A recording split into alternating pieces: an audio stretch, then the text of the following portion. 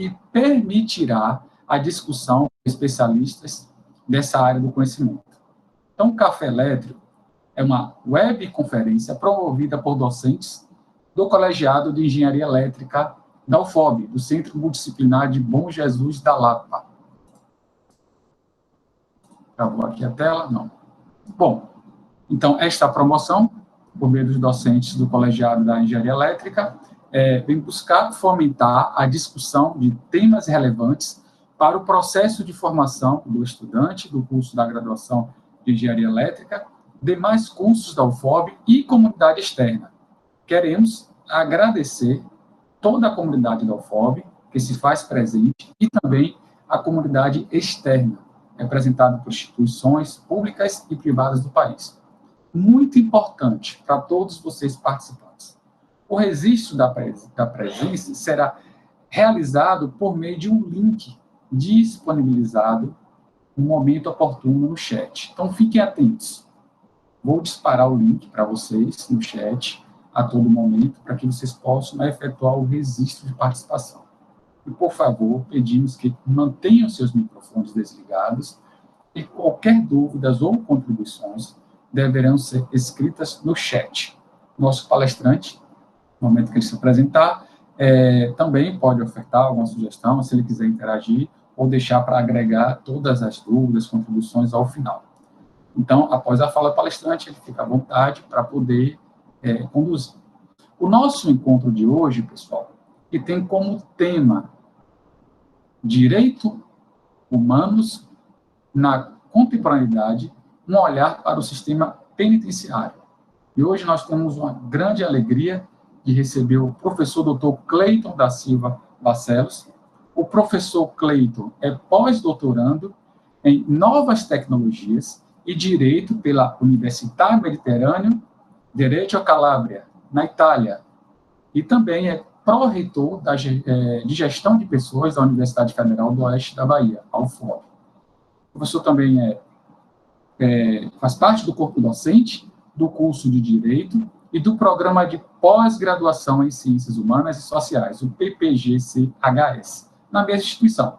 E tem experiência na área de Direito e Educação, com ênfase em Direitos Humanos, atuando principalmente nos seguintes temas: Direitos Sociais, Educação, Execução Penal, Legalidade, Prisão, Organizações Criminosas e Ressocialização. Professor Cleiton, mais uma vez, é uma grande alegria receber o senhor. Tá? Seja muito bem-vindo, fique à vontade, o tempo é seu. E agora passa a palavra para o senhor. Obrigado, professor.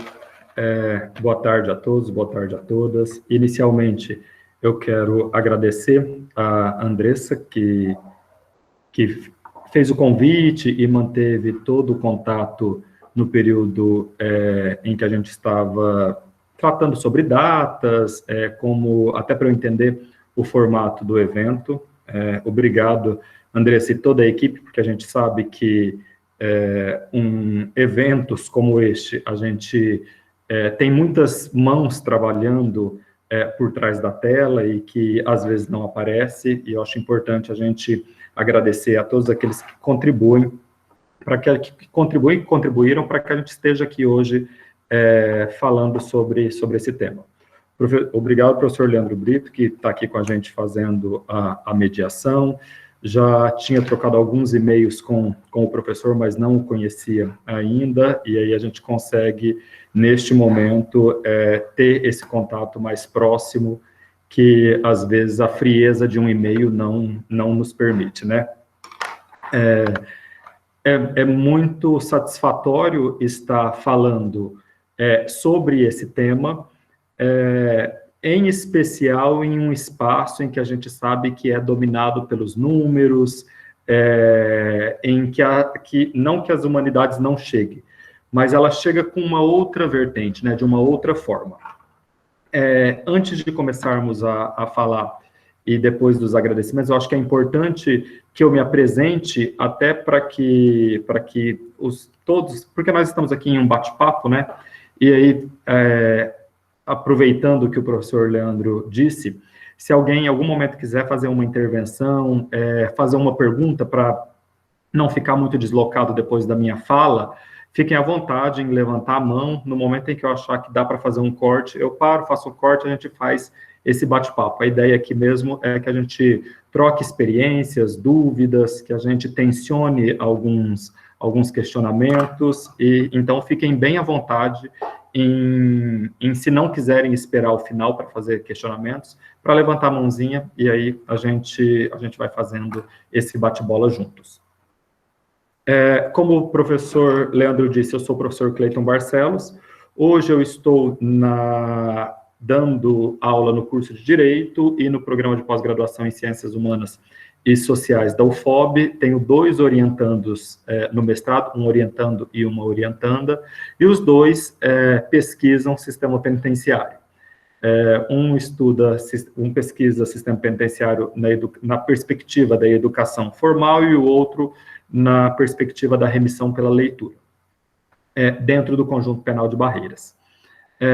Para além disso, como o professor disse também, hoje eu estou como pró-reitor de gestão de pessoas, contribuindo com a administração central da UFOB, consciente da importância que é a nossa universidade para a nossa região, do formato da multicampia da nossa instituição interiorizada, e o nosso trabalho é no sentido de fortalecer, de trazer mais recursos humanos e pessoal para essa nossa região, porque a gente sabe que isso impacta consideravelmente na região e no desenvolvimento local. Além de, claro, contribuir para que os nossos servidores hoje da UFOB se sintam acolhidos e tenham um ambiente saudável para se trabalhar.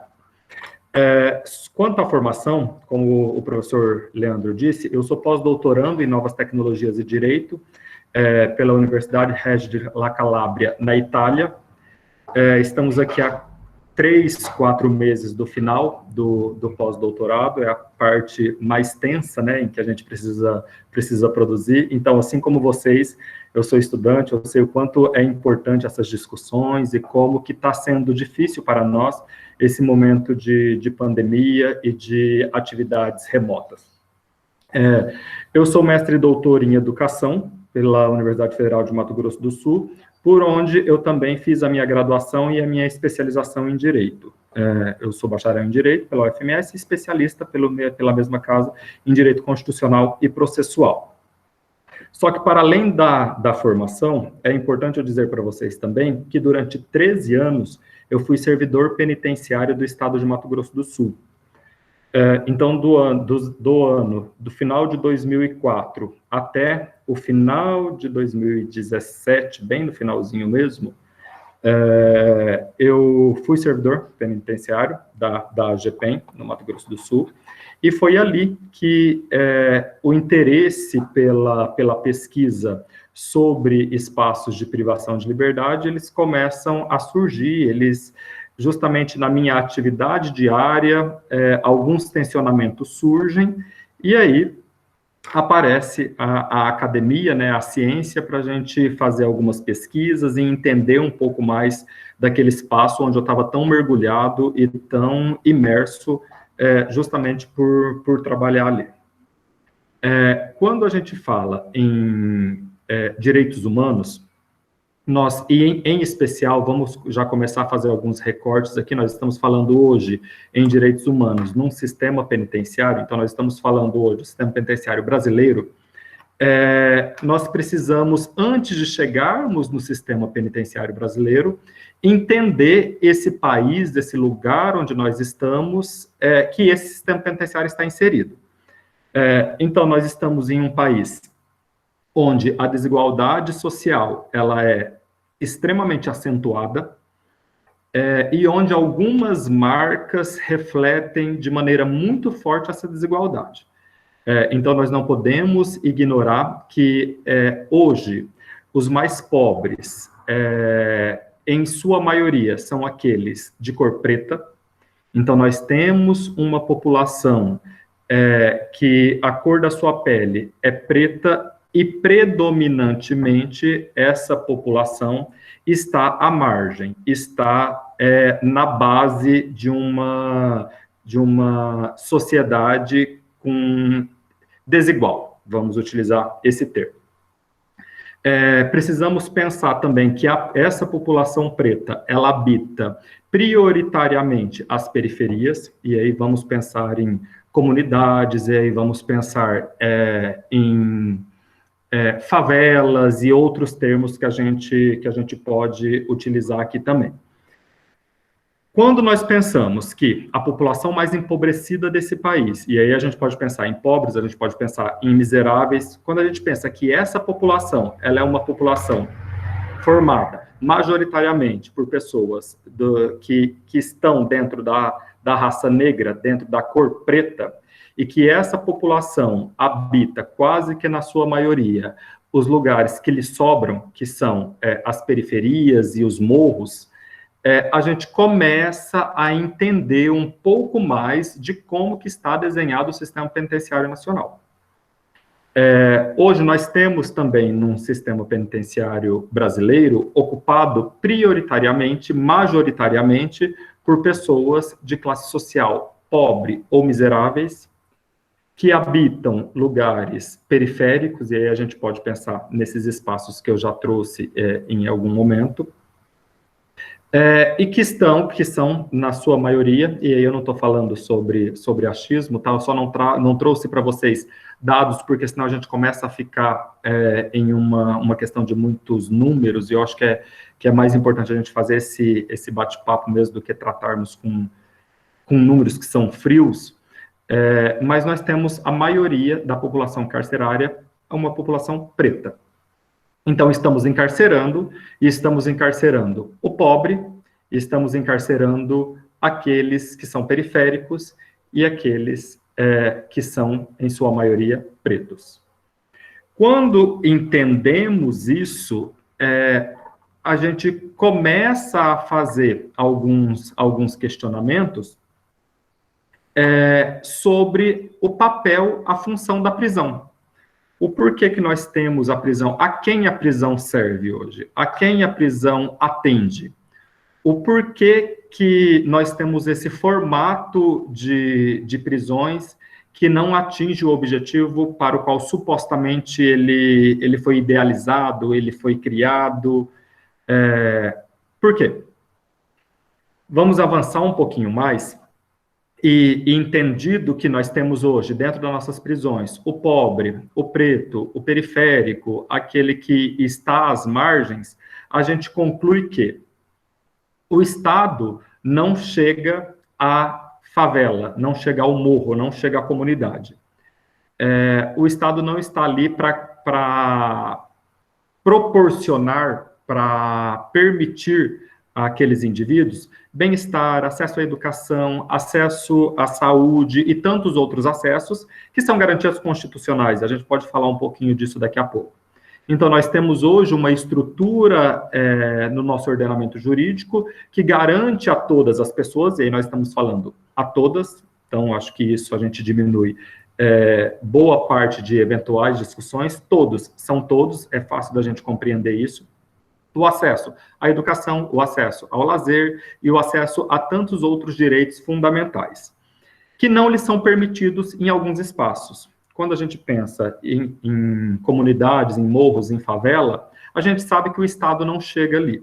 E quando o Estado não chega, ele não dá uma educação que ele deveria dar para aquela população, o Estado não dá um acesso à saúde que deveria dar, não dá acesso ao lazer, não dá acesso à cultura, não dá acesso a nada.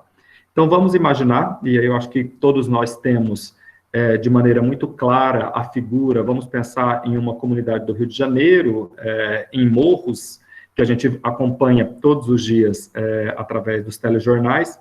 Agora, imagine uma comunidade daquela, onde não existe espaço para as pessoas efetuarem o seu lazer, ou seja, elas convivem, e a gente tem sentido na pele o que é ficar dentro de casa, dentro da nossa realidade, que é uma realidade diferente desse espaço que nós estamos tratando aqui.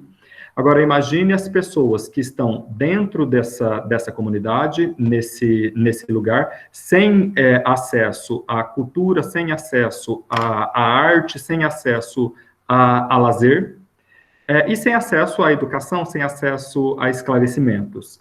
A eles resta o que tem dentro daquela comunidade. E o que tem dentro daquela comunidade é o traficante oferecendo melhores possibilidades de vida, melhores possibilidades de ganho, ou algum ganho que até então essas pessoas não tinham. E aqui eu não estou tirando responsabilidade de ninguém, mas eu acho que é importante nós frisarmos que o Estado não chegou naquele lugar, que o Estado não chegou naquele espaço para cumprir com aquilo que é a sua obrigação, que é dar educação, que é dar saúde, que é dar acesso a essa comunidade. E uma vez que o Estado não chega, ele é negligente com essa população, que vai procurar em outros espaços aquilo que o Estado não trouxe, aquilo que o Estado não deu. Resultado disso é que as nossas prisões, elas estão habitadas hoje, majoritariamente, por essas pessoas que cresceram nesses lugares, que vivem nesses lugares e que não tiveram acesso a outros espaços, senão o espaço da miséria, o espaço do não acesso e o espaço onde tudo faltou. Chegamos dentro do sistema penitenciário e precisamos falar como que é esse sistema penitenciário, o que nós temos dentro desse sistema penitenciário. Eu disse para vocês, ainda há pouco na minha fala, que é obrigação do Estado, e aí nós temos lá no artigo 5º da nossa Constituição Federal, as obrigações, aquilo que é direito, são os direitos fundamentais, os direitos sociais, aquilo que o Estado deve permitir, deve deixar à disposição da sociedade, e isso que é uma obrigação do Estado.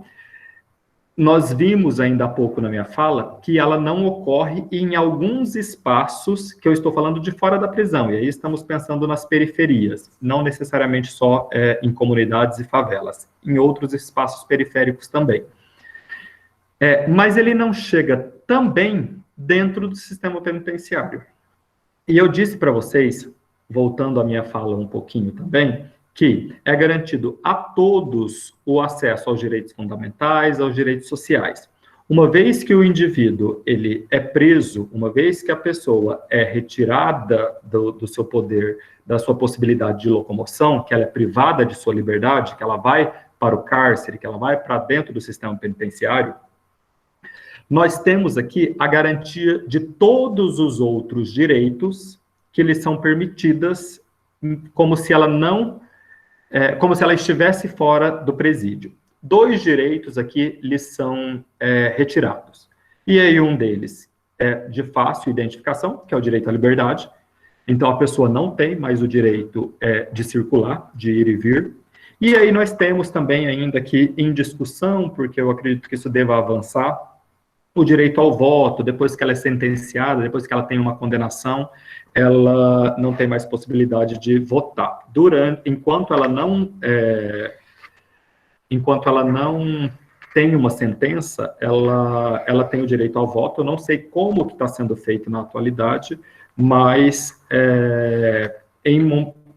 em alguns anos anteriores, quando eu ainda estava trabalhando dentro do sistema penitenciário, era levada uma urna eletrônica para dentro do presídio, e aqueles que não tinham sido sentenciados poderiam votar ali dentro daquela sessão. Eram todos transferidos para uma sessão só.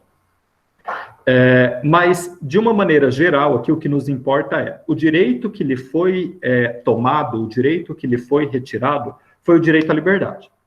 O direito à educação permanece, o direito, e aí nós temos uma legislação que trata especificamente sobre isso, que é a Lei 7.210 de 84, Lei de Execução Penal, que ela traz, de maneira mais detalhada, os direitos daqueles que estão privados de liberdade, mas nós temos a Constituição Federal também que traz isso. Então, nós temos o direito à dignidade da pessoa humana, temos o direito à educação, temos o direito aos cultos religiosos, e tudo aquilo que é permitido a quem está aqui fora, lá dentro também. Só que e aí eu imagino que vocês também já tenham acompanhado em telejornais, a gente consegue visualizar como é a estrutura do nosso sistema penitenciário, que não garante minimamente condições de sobrevida dentro daquele espaço. E aí, a dignidade da pessoa humana é o primeiro dos direitos que não é respeitado dentro daquele espaço, que é um espaço estatal. Nós estamos falando de um espaço onde quem tem responsabilidade sobre ele é o Estado, e o Estado não dá conta de cuidá-lo como deveria. Então, observem que, se a gente voltar lá no começo da minha fala, eu disse para vocês que a população que está abrigada hoje, que está dentro do sistema penitenciário, é uma população, em sua maioria, e aí não vamos generalizar, é uma população que, em sua maioria, não teve uma atenção que deveria, que tem o direito de ter do Estado. O Estado não chegou até essa pessoa, o Estado não permitiu que essa pessoa tivesse acesso a uma série de direitos que lhe é permitida, e aí essa pessoa viveu nessa negligência e acaba, justamente pela falta do Estado, indo por caminhos que o levaram até a prisão. Quando essa pessoa chega na prisão, ela chega em um espaço que o Estado também não dá conta. Então, nós temos um Estado omisso, no momento em que a pessoa vivia em uma periferia, em uma comunidade, em uma favela, e nós temos um Estado omisso, de novo, dentro do presídio. Isso não nos faz... a gente não pode deixar de concluir, pelo menos em parte aqui, que a pessoa, ela acaba... por responder 2 vezes por uma omissão do Estado. E essa primeira omissão ocorre porque ela é pobre. O fato de nascer pobre em uma comunidade eleva consideravelmente a possibilidade de que você seja alguém que vá frequentar o sistema penitenciário. Isso é regra? Não, isso não é regra, mas a possibilidade ela é muito maior, ela é aumentada. Uma vez que o indivíduo é periférico, uma vez que o indivíduo é preto, uma vez que o indivíduo é pobre, isso potencializa ainda mais. Então, precisamos ter essa clareza das desigualdades sociais que nós temos hoje dentro do nosso país. Além dessas desigualdades sociais, nós precisamos compreender as questões de preconceitos quanto à raça, cor, preconceito social quanto aos pobres também, e entender que isso tudo são questões que potencializam a possibilidade dessa pessoa ser alguém que vai ter problemas, conflitos com a lei, e que vai, em algum momento, ser encarcerado, ser privado de liberdade. Falamos aqui sobre as garantias constitucionais de acesso a direitos, que nos é permitido, estejamos nós nos nossos espaços, estejamos nós na periferia, em comunidades, estejamos nós dentro de um presídio. A gente consegue concluir que o Estado chega até determinado ponto, mas em alguns lugares não chega, talvez por falta de interesse, de fato, de chegar até aquele lugar. E dentro disso, nós podemos, agora que compreendemos essa questão de que chegamos, né, ao sistema penitenciário, é importante também nós compreendermos como que está estruturado esse sistema penitenciário, como que isso está se desenrolando, em especial em um período pandêmico, como que esse espaço tão pouco falado, né, que a gente ouve falar um pouco mais quando um dos nossos políticos é recolhido até esse espaço, mas antes disso a gente não ouve falar muito, mas como que está se dando esses espaços na atualidade, em especial com questões de Covid, nós temos aqui uma questão de gênero que precisa ser dita também quando a gente trata de sistema penitenciário, então vamos avançar nisso um pouquinho. Quando nós falamos hoje em sistema penitenciário, nós temos 2 grandes sistemas penitenciários estruturados dentro do Brasil. E aí nós temos o sistema penitenciário federal e nós temos o sistema penitenciário, os sistemas penitenciários estaduais. Durante a minha apresentação, eu não disse para vocês, mas na minha pesquisa de mestrado, eu estudei os sistemas penitenciários estaduais, com um recorte mais específico na fronteira Brasil-Bolívia, ali na cidade de Corumbá e Porto Quijarro.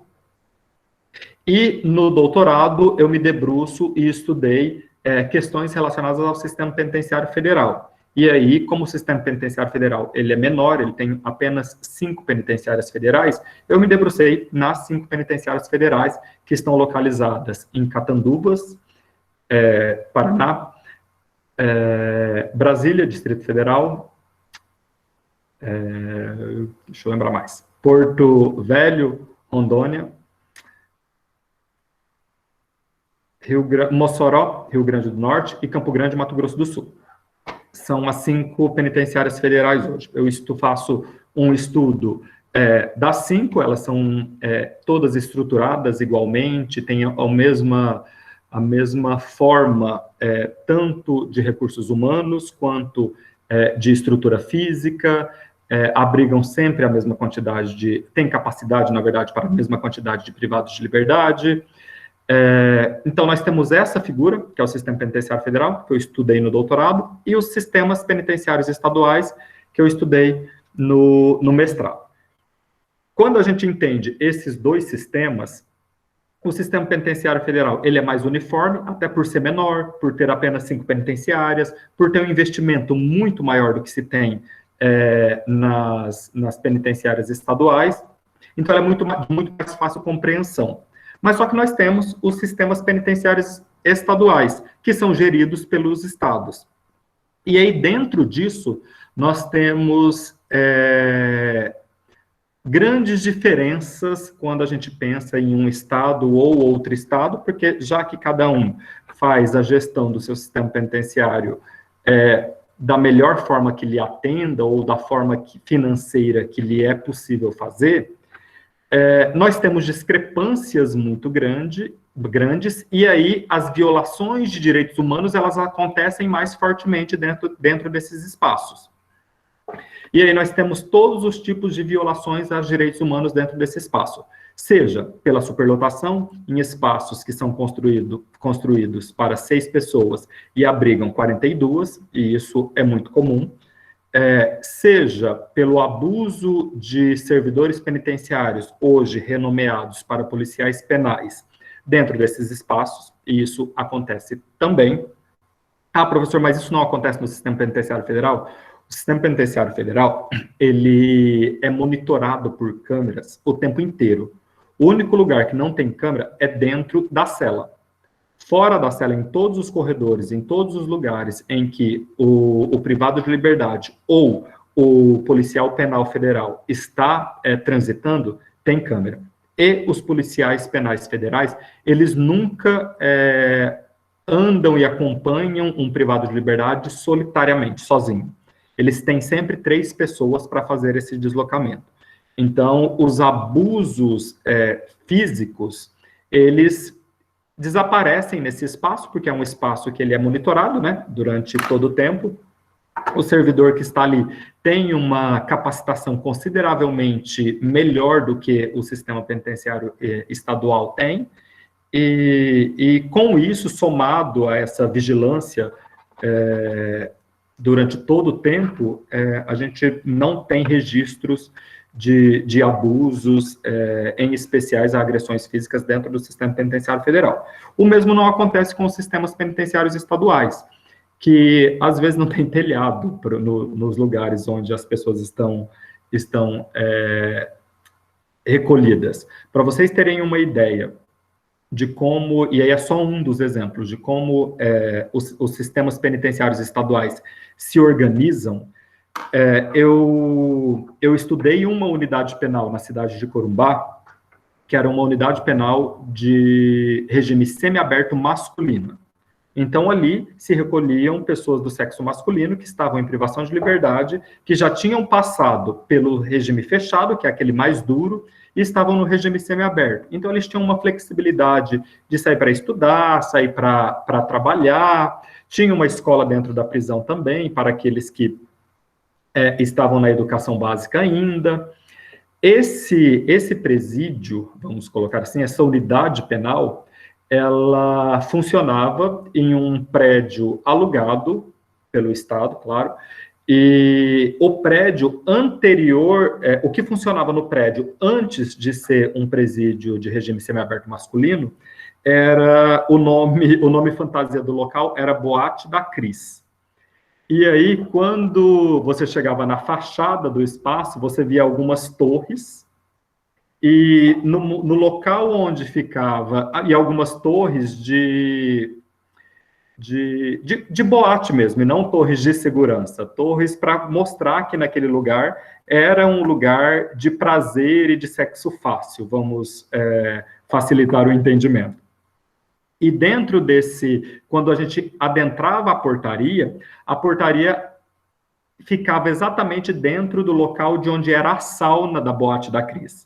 E aí a gente andava, algumas celas eram próximas de onde era a piscina, então era tudo arranjado em um espaço que anteriormente servia para outra atividade, e aí mais adiante, durante a pesquisa, eu descobri que era uma boate, e ao lado era um motel, e parte das celas eram dentro dos quartos que eram do motel anteriormente, sem nenhum tipo de segurança, porque era um prédio muito velho, todo remendado, sem camas, onde os colchões ficavam no chão, tínhamos algumas redes, mas estava tudo bem para quem estava ali, porque ele estava no semiaberto, ele não estava no regime fechado, então ele já estava em um lucro. Durante o dia ele passava o dia fora, supostamente trabalhando, quase que a totalidade trabalhavam em lava-rápidos, ou como jardineiros, que a comprovação era muito fácil, e passavam o dia fora e durante a noite voltavam para aquele espaço que era completamente insalubre. Mas estava tudo bem. Então, esse é um dos exemplos que nós temos quanto à violação de direitos e aí de dignidade humana e tantos outros que ocorre. Eu trouxe um exemplo de um presídio dentro de uma cidade, essa cidade tinha 4 presídios. Eu peguei só um recorte para mostrar como que isso se dava. Outro ponto muito importante, e aí eu estou me atentando aqui para o horário, só para a gente não se alongar tanto, outro ponto muito importante que nós precisamos tratar sobre direitos humanos dentro de sistema penitenciário, e aí, de repente, eu esteja sendo um pouco repetitivo, porque eu sei que a professora Ana Laura, que esteve com vocês na semana anterior, faz uma passagem nas pesquisas dela e nas discussões sobre isso, são questões relacionadas a gênero dentro do sistema penitenciário. Quando nós pensamos em presídios femininos, nós precisamos pensar nas especificidades e nas particularidades desse grupo que está privado de liberdade. Então, nós precisamos pensar nas mulheres dentro desse espaço. E aí, não raras vezes, falta tudo. E, normalmente, o que a gente encontra em artigos científicos, até para demonstrar como que a precariedade, como que a violência acaba por atingir essa população, é demonstrado nos artigos a falta de absorventes para essas mulheres e a necessidade de utilização de todos os outros artifícios, sejam panos, seja papel higiênico, chegando em algumas situações até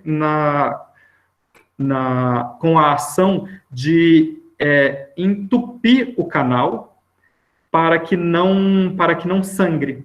E olha como que isso pode ser violento e pode causar outros problemas para essa população, para essas mulheres, que na maioria são mulheres presas por tráfico, porque ou o marido foi preso e ela precisava continuar cuidando dos filhos, e não raras vezes ela tinha 3, 4, 5 filhos, ou porque essa mulher, em nome do marido, do amor que sentia por ele, continua ou se envolve com o tráfico. Precisamos entender que essa população, na sua maioria, está envolvida com o tráfico, não está deliberadamente, não inicia a vida no tráfico por decisão própria, e sim por paixão ou porque precisa dar continuidade, precisa fazer com que os filhos não morram de fome. E aí o Estado não consegue chegar naquele espaço, não consegue entregar para aquela mulher o absorvente. E eu estou falando só do absorvente. Agora imagine outras coisas. Outro ponto também que nós precisamos falar aqui, que nós precisamos problematizar e tensionar, porque é algo atual e de difícil solução e até posicionamento, diz respeito quanto à Covid. Nós estamos ainda, quem diz que não está conseguindo entender ainda a amplitude do problema, mas nós estamos com o problema de Covid tão grave como nunca tivemos. Pode ser que isso diminua daqui a algum tempo, a gente espera, mas não tem essa certeza, mas nós temos um problema surreal com a Covid na atualidade ainda, depois aí de 1 ano e 3 meses que começamos a experienciar essa experiência tão ruim. E prova disso é que hoje em Barreiras tem um novo decreto fechando durante 10 dias tudo, porque a população, o vírus está circulando e a população, nós temos um número muito grande de população com o vírus ativo e o sistema de saúde não está dando conta. Agora, imaginem a Covid dentro de um sistema penitenciário, e aí imaginem aquele sistema penitenciário que a gente vê nas novelas mesmo, nos jornais, cheio de pessoas, com muita infiltração, com pouca ventilação ou quase nenhuma ventilação, com nenhuma iluminação natural, e aí a gente tem uma luz ligada durante o tempo inteiro. Imaginem isso tudo com 20, 30, às vezes 40 pessoas. Eu já presenciei no sistema penitenciário de Mato Grosso do Sul uma cela com 52 pessoas dentro de uma cela.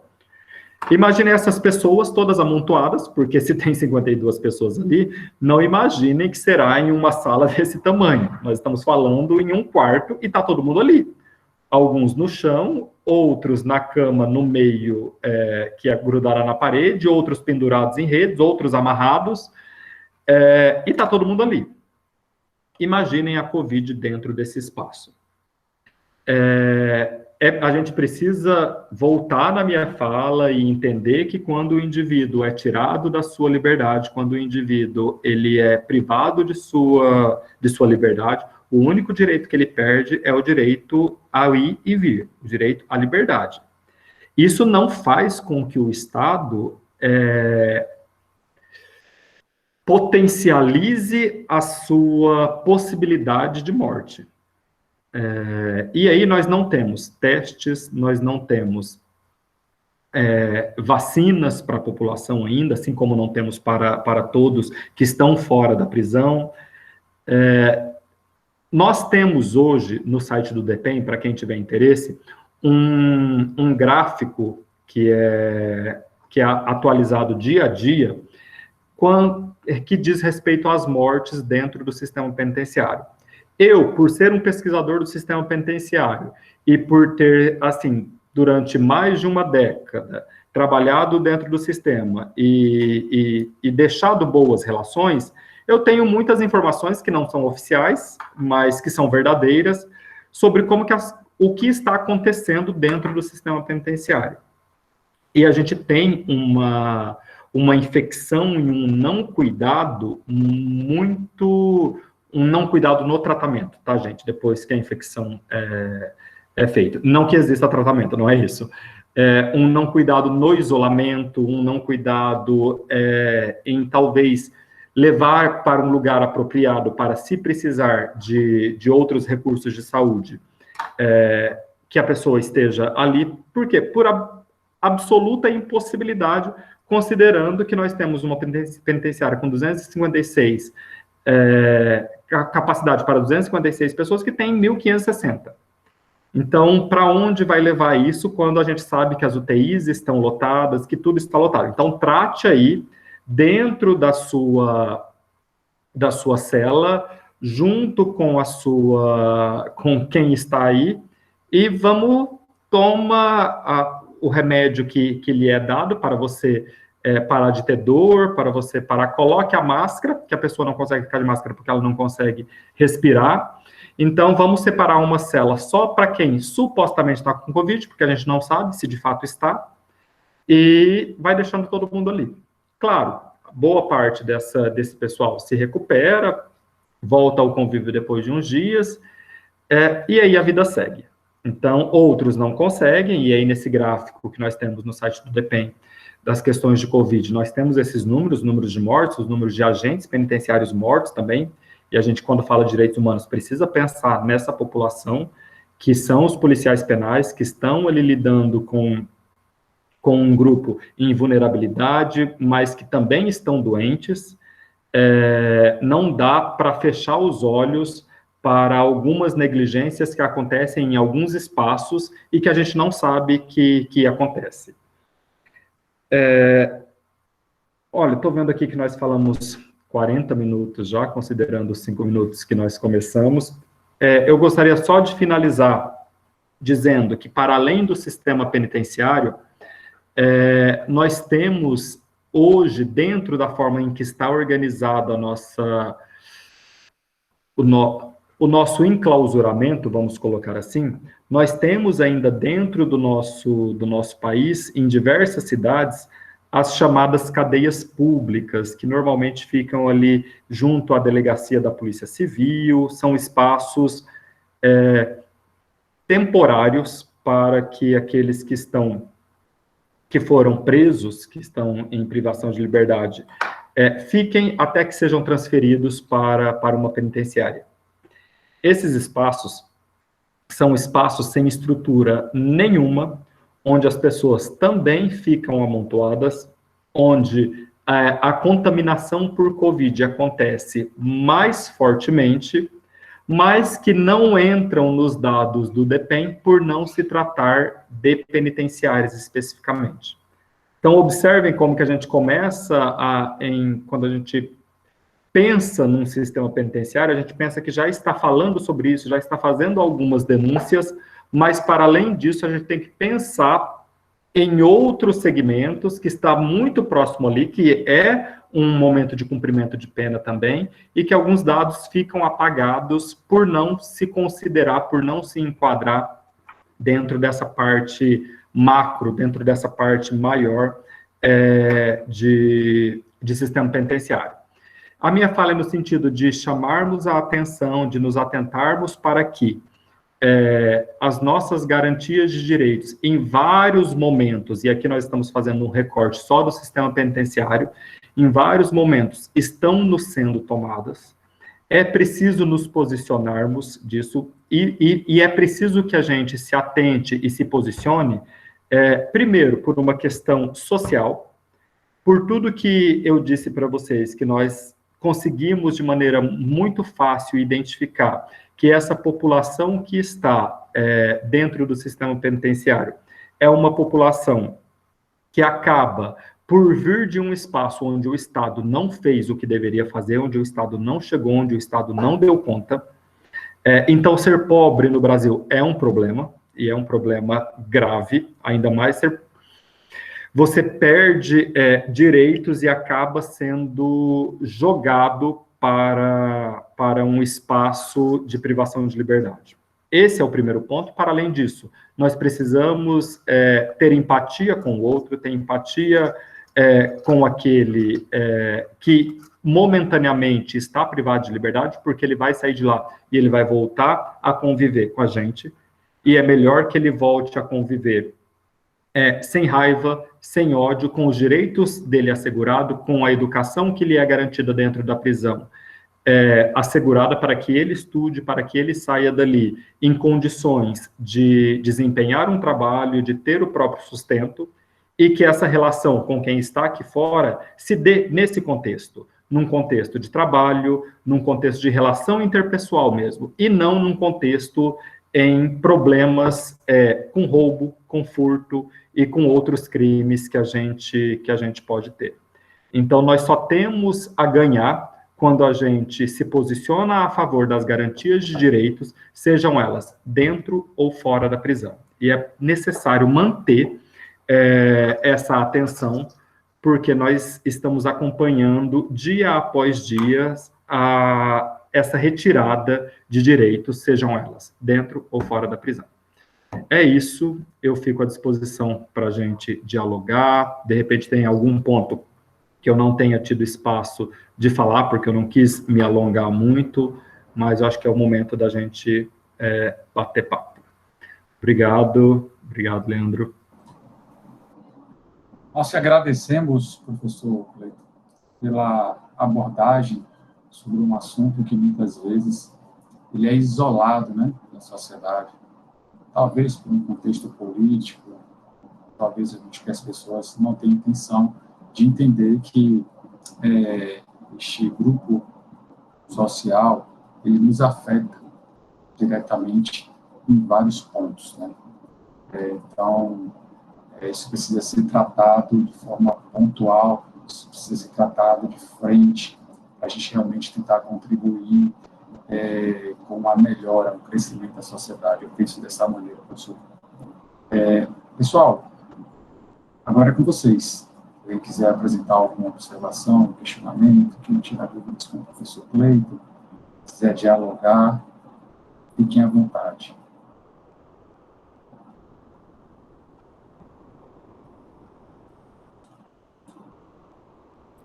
Boa tarde a todos e todas.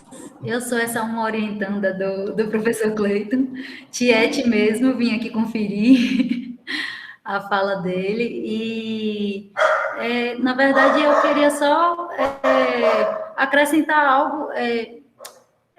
De onde é esse encontro? É de Bom Jesus da Lapa ou é de Barreiras? É de Lapa. É de Lapa, né? Então, mas essa pontuação acho que é importante para o Oeste inteiro, porque o conjunto penal que nós temos aqui em Barreiras, ele atende a penados e pessoas em privação de liberdade de todo o Oeste da Bahia.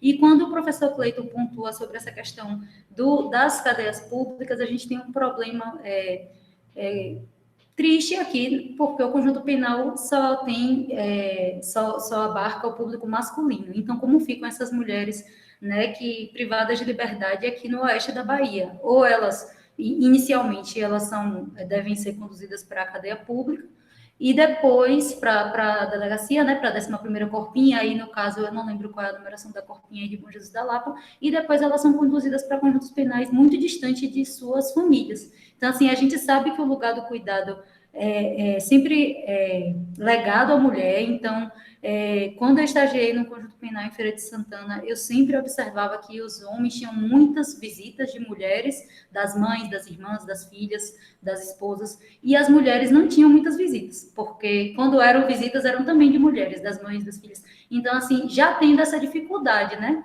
do afeto, da visita, que não é o caso de agora da pandemia, mas é uma situação para se considerar na conjuntura da normalidade, que a pessoa tem direito a visitas e tal.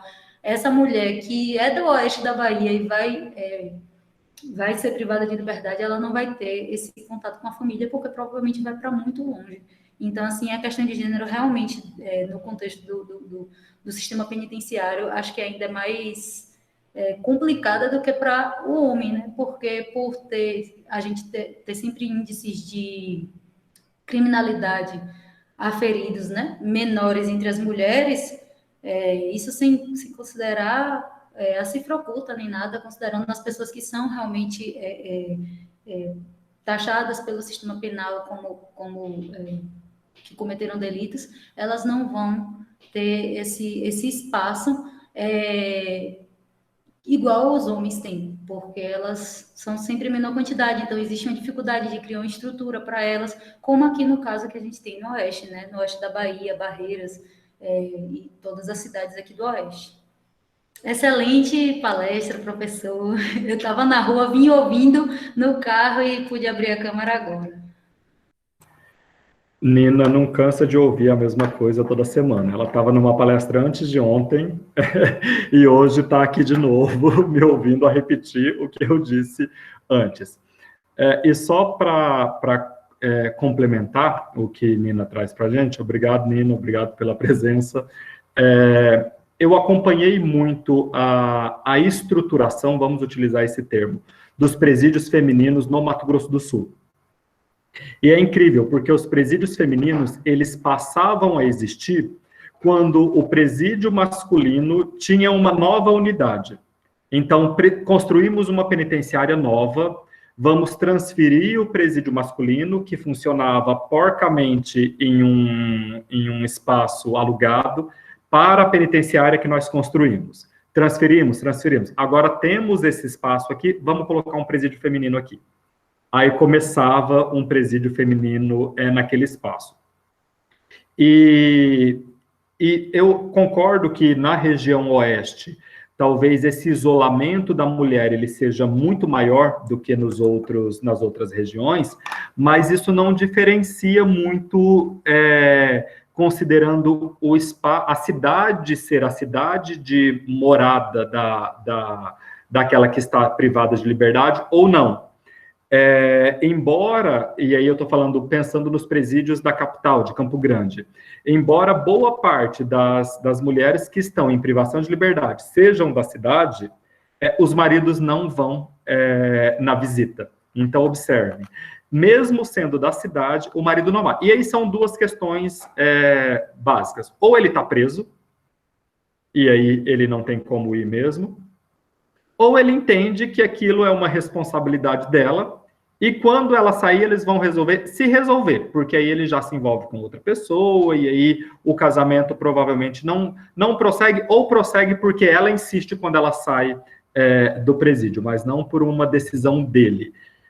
Então, é importante a gente ter essa clareza de que o gênero aqui, ele impacta consideravelmente numa piora no cumprimento de pena, numa piora num retorno social, em vários sentidos. E isso porque nós estamos fazendo algumas intervenções só, né? Estamos olhando só para algumas frentes. Porque se a gente for mergulhar um pouco mais nisso, a gente vai encontrar ainda outras questões que acabam potencializando, considerando essa questão de gênero. O interessante é que isso não é pesquisa, não, isso é o que eu ouvia, né, porque eu ficava lá no CRC e tinha alguns momentos com as presas, lá no Conjunto Penal de Feira de Santana, e o interessante é que muitas delas foram presas levando droga para o marido dentro do presídio, depois eles não vão visitar, ou traficando, mantendo o negócio do marido fora do presídio, e quando entra que o companheiro tinha ou livramento condicional, alguma condição ali, né, de progressão de regime, eles não retornavam realmente para fazer, para dar essa assistência, né, à mulher.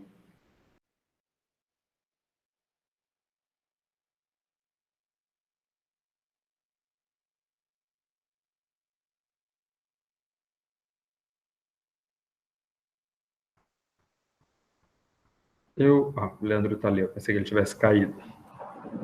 Em algum momento aqui, parece que deu uma pausa na sala, né? Muito obrigado, Nilda Gisele, pela participação. Nina, Isso, Nina, é isso? Bom, a tiete do professor Cleiton. Pessoal, dúvidas, observações, querem participar, uma curiosidade, muitas vezes, por mais que a gente não tenha contato com o assunto, mas uma curiosidade, né? Por exemplo, que foi abordado tanto pelo professor assim como pela Nina Gisele, foi bem interessante, quando ela começou a falar sobre a questão das mulheres em relação a esse meio social, né? Você vê o quanto isso realmente impacta, né? O quanto isso fragiliza a pessoa, não só no meio social, mas provavelmente psicologicamente, né? Só que não tem um amparo familiar, não tem um afeto das pessoas, devem ser realmente uma situação bem complicada. A Raquel, pessoal, Raquel Alves, ela agradece, ela parabeniza pela palestra. Alguém mais, pessoal?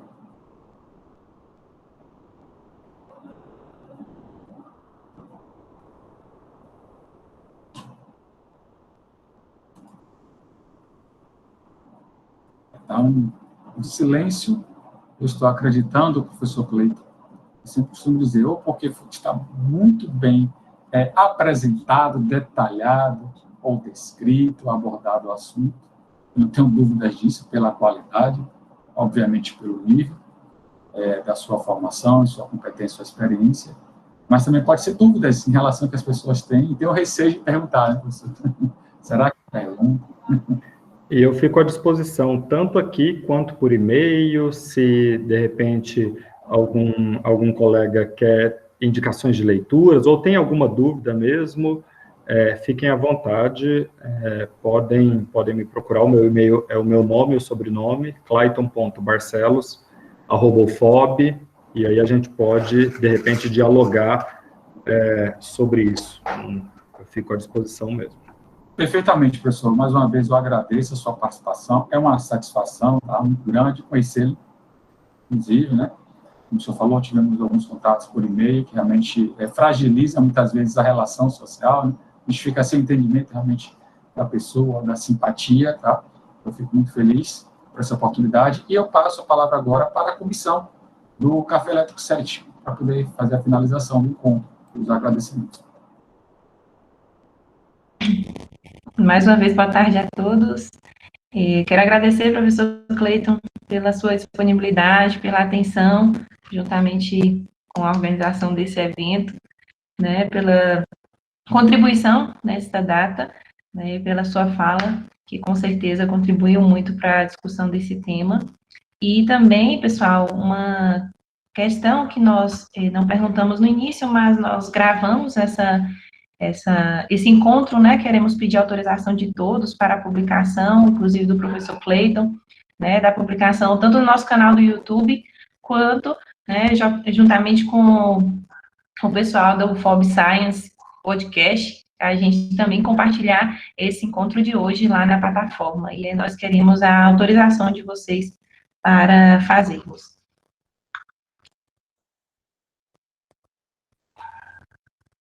No mais, vocês podem nos sinalizar pelo chat ou via voz.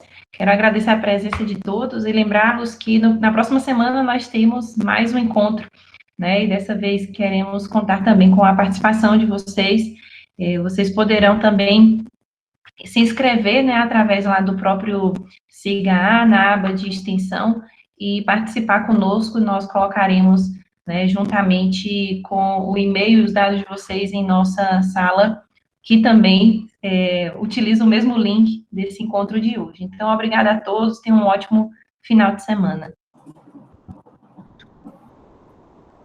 Obrigado a todos, mais uma vez, obrigado pelo convite, pela organização, e um bom final de semana a todos. Obrigado, professor, obrigado a todos. Saúde para a família. Obrigada, até mais. Até mais.